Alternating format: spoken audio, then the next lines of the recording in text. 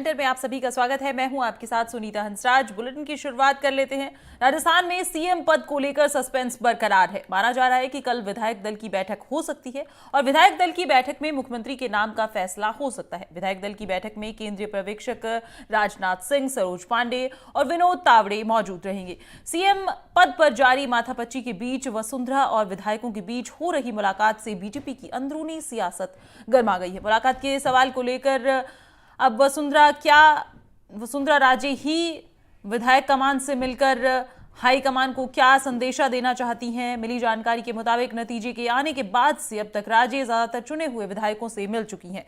राजे CM पद की प्रबल दावेदार मानी जा रही है। राजे के अलावा दिया कुमारी और गजेंद्र सिंह शेखावत का नाम भी चल रहा है। हालांकि दावेदारी को लेकर कोई नेता खुलकर बोलने के लिए तैयार नहीं है या बोलता हुआ नजर नहीं आ रहा है। वसुंधरा राजे और विधायकों की मुलाकात को लेकर सीएम पद को लेकर शक्ति प्रदर्शन से जोड़कर भी इसे देखा जा रहा है।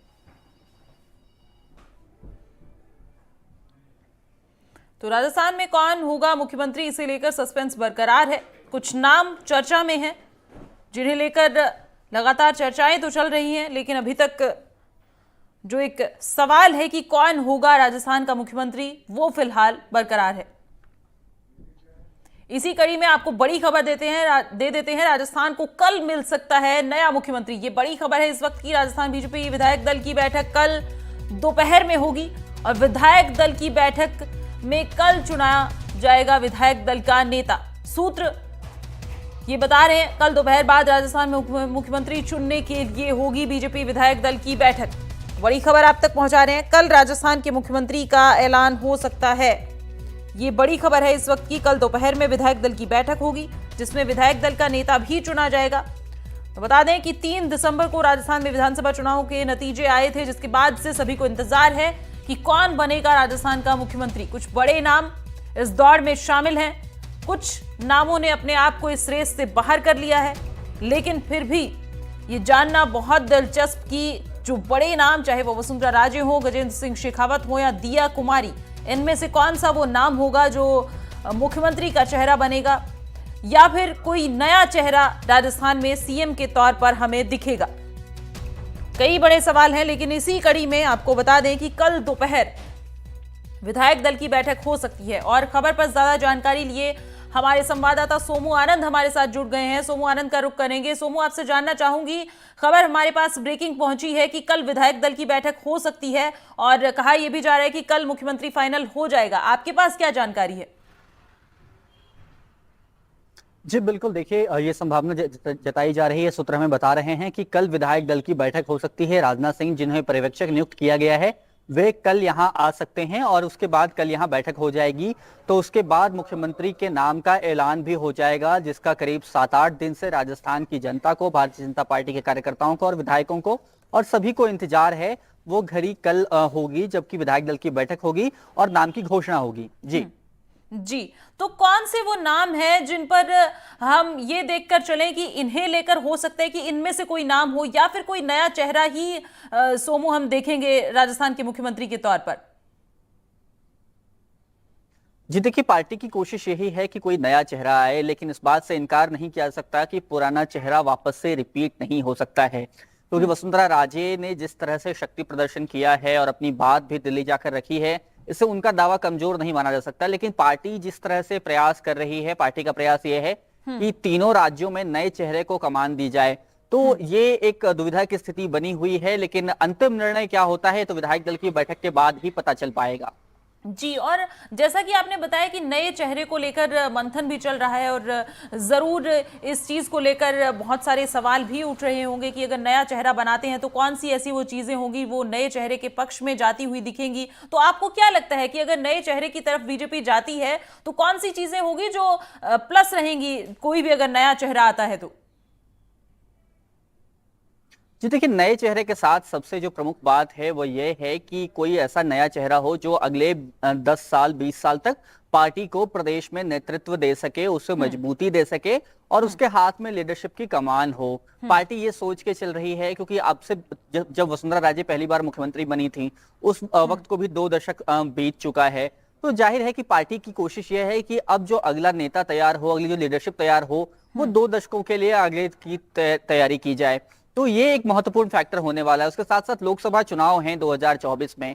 पिछली बार भारतीय जनता पार्टी का जो गठबंधन था उसने 25 की 25 सीटें जीती थी, 24 भाजपा ने जीती थी, एक हनुमान बेनीवाल की पार्टी ने जीती थी। वह अब गठबंधन से बाहर है, तो पार्टी की कोशिश है कि 25 की 25 सीटें भाजपा जीते। तो ये सामाजिक समीकरण भी फिट करने की कोशिश होगी, ऐसे व्यक्ति को लाने की कोशिश होगी जिसके जरिए वो 25 की 25 सीटें साधी जा सकें। जी। और बैठक को लेकर भी हमें अपडेट दीजिए सोमू की ये बैठक जो है ये कब होगी, कहां पर होगी और कौन से ऐसे नाम होंगे जो इस बैठक में मौजूद रहेंगे मुख्यतः? क्या सिर्फ पर्यवेक्षक जो है वही या उसके अलावा आला कमान से कोई और भी मौजूद रह सकता है? जी देखिए, पर्यवेक्षक मौजूद रहेंगे, उसके अलावा जो विधायक हैं वे मौजूद रहेंगे, प्रदेश अध्यक्ष मौजूद रह सकते हैं।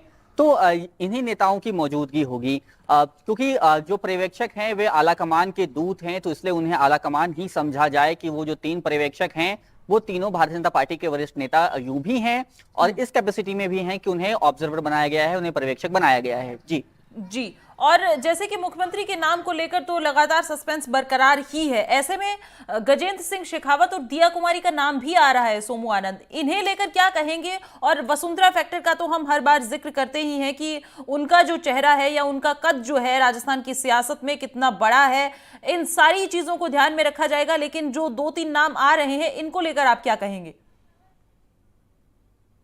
जी बिल्कुल, देखिए गजेंद्र सिंह शेखावत पार्टी के कद्दावर नेता हैं, केंद्रीय मंत्री हैं और इससे पहले भी हमने देखा है कि उन्हें प्रदेश अध्यक्ष बनाने को लेकर के किस तरह की जद्दोजहद हुई थी।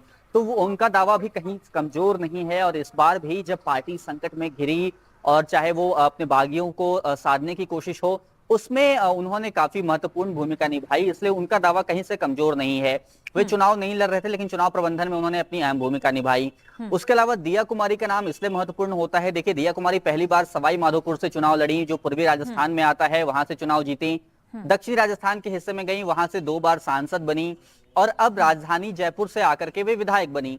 तो 3 अलग अलग इलाकों का उन्होंने प्रतिनिधित्व किया है और जिस बात की चर्चा हम लगातार करते रहे हैं कि भारतीय जनता पार्टी के पास प्रदेश में वसुंधरा राजे के बाद कोई ऐसा कद्दावर नेता नहीं है जिसकी प्रदेश भर में अपील हो। तो उस मामले में भी हम देखते हैं कि दिया कुमारी, क्योंकि 3 अलग अलग इलाकों का उन्होंने प्रतिनिधित्व किया है, तो उनकी पहुंच है।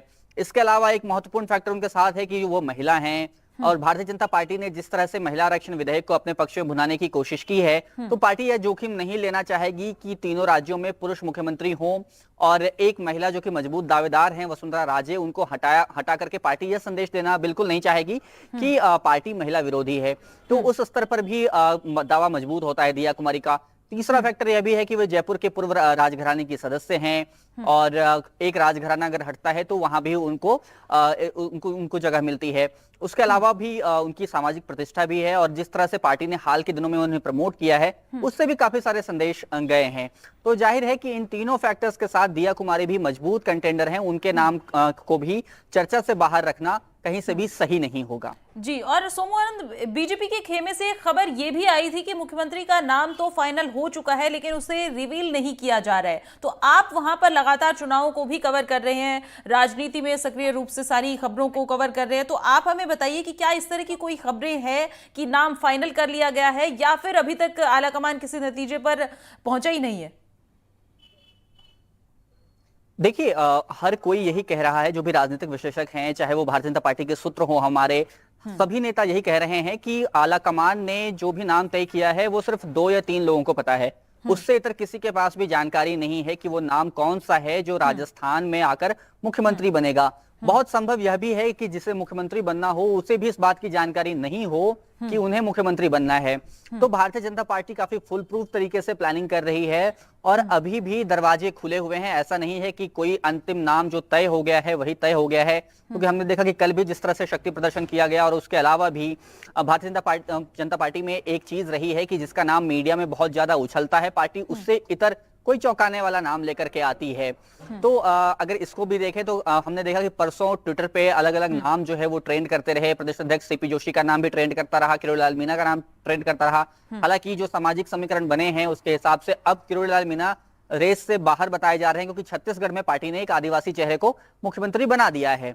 तो इस लिहाज से किरोड़ीलाल मीणा का दावा कमजोर होता दिख रहा है। लेकिन बाकी नामों पर अभी भी कयास जारी हैं और ये बहुत संभव है कि पार्टी यहां पर कोई चौंकाने वाला निर्णय ले और चौंकाने वाला निर्णय इस मामले में कि वो पार्टी के लिए तो बिल्कुल अपनी रणनीति के हिसाब से हो, लेकिन लोगों के लिए, जनता के लिए और हम सब के लिए वो नाम जो है वो ऐसा नाम हो जो थोड़ा अप्रत्याशित हो सकता है।